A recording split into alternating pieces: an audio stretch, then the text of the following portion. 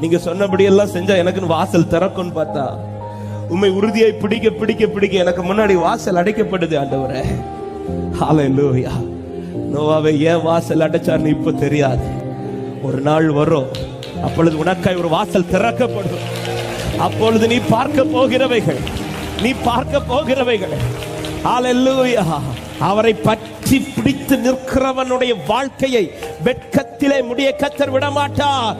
சாட்சியாய் தான் முடிய விடுவார் என்று நம்புற தேவ பிள்ளைங்க. ஆமென்.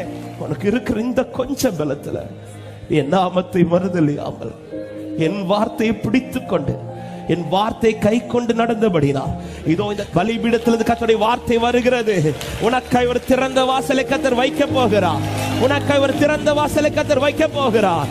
விசுவாசிக்கிற தேவ பிள்ளைங்க கரங்களை தட்டி ஒருவராலும் அதை பூட்ட கூடாது. ஆமென்.